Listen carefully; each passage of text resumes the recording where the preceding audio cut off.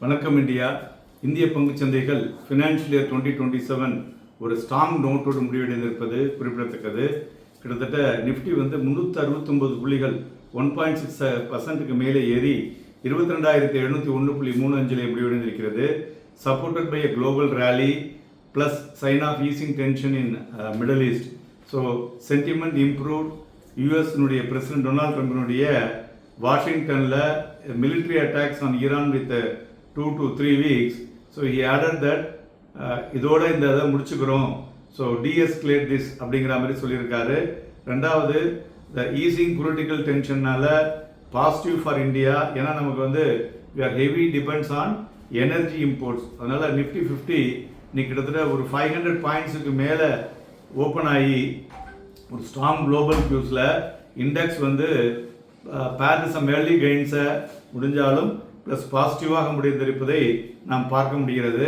So contradictory move. So இன்றைக்கி மார்க்கெட்டில் பார்க்க முடிஞ்சதுன்னு சொல்லலாம். வாலட்டிலிட்டி ஒரு சிக்னிஃபிகண்ட்டாக கூலாக இருக்குது, மோர் தென் 10 பாயிண்ட்ஸு. ஸோ வாலட்டிலிட்டி இண்டெக்ஸும் 25 இருக்குது. ஸோ அதனால் indicating easing the market fear அப்படின்னு சொல்லலாம். ஒரு ஷார்ப் கரெக்ஷன் இன் மார்ச்சுக்கு பிறகு போத் நிஃப்டி அண்ட் சென்செக்ஸ் இன்னைக்கு 11%க்கு மேலே ஏறி இருப்பது குறிப்பிடத்தக்கது. So the worst monthly performance and 6 இயர்ஸில் பார்க்கும்பொழுது so elevated crude oil price Iran கான்ஃப்ளிக்ட்னால் நடந்ததை கண்கூடாக நாம் பார்த்தோம். ஸோ இந்த கரன்சி மார்க்கெட்லேயும் இந்திய ரூபாயினுடைய மதிப்பு 93.5 US டாலராக ஒரு ஃபாரின் அவுட்ஃப்ளோவில் ஹை க்ரூட் ஆயில் ப்ரைஸஸில் நடந்திருக்கிறதை பார்க்க முடிஞ்சது. மேலும் செக்டரல் ஃப்ரண்டில் 11ல் 10 செக்டார் இன்னைக்கு க்ரீனில் இருக்குது. ஒரே செக்டார் ரெட். அது எதுனா ஃபார்மா.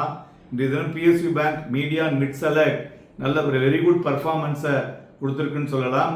மறுபுறம் mid cap gained by 2.2% and small கேப்பும் 3.3% ஏறி இருக்கு. So broader market outperform பண்ணியிருக்கு. அதுபோல் அட்வான்ஸும் 2355, declines 165. So market breadth is also positive. இருந்தாலும் இந்த inconsistency in sector performance data பார்க்கும் பொழுது இந்த பிஎஸ்யூ பேங்க்ஸ் அல்டிமேட்லி கிட்டத்தட்ட ஒரு 3.7% விழுந்திருக்கு. ஸோ வித் ஆல் கன்ஸ்டியூன்ஸ் இன்னைக்கு அதை 2 டே அதிகத்திலிருந்து வீழ்ச்சியதை பார்க்க முடிஞ்சதுன்னு சொல்லலாம். மேலும் ஏரிய பங்குகள்னு பார்த்தோம்னா ட்ரெண்ட், இண்டிகோ, ஏஷியன் பெயிண்ட்ஸ், அதானி என்டர்பிரைசஸ், பிஎல் இவையெல்லாம் ஏறி இருக்கு. Doctor Reddy, HDFC life, Cipla, Sun Pharma, NTPC இவையெல்லாம் இறங்கிய பங்குகள்.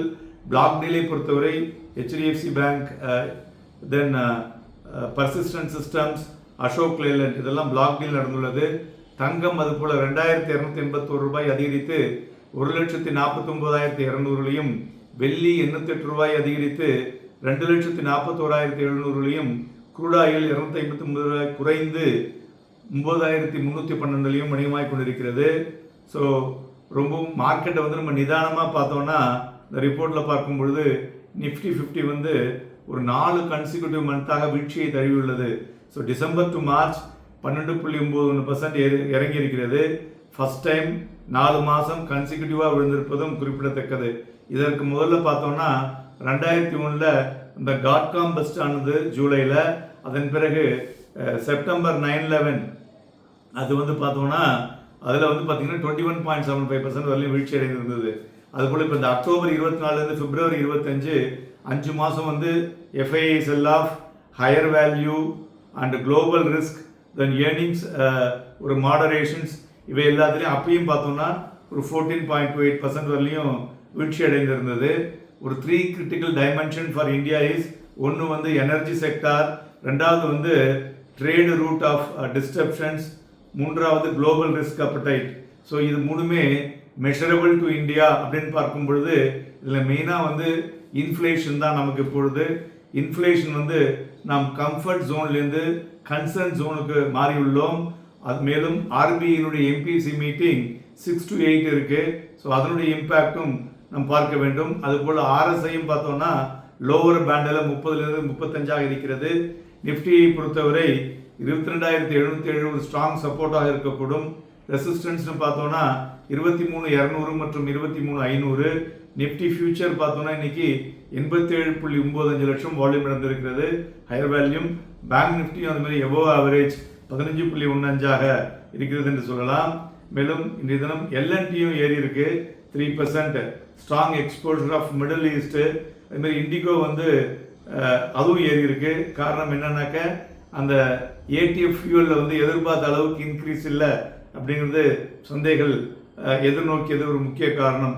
இன்னைக்கு மார்க்கெட்டை வந்து ஏற்றியதற்கு ரிலையன்ஸும் ஒரு காரணம். 37 புள்ளிகள் ஏறி இருக்கு.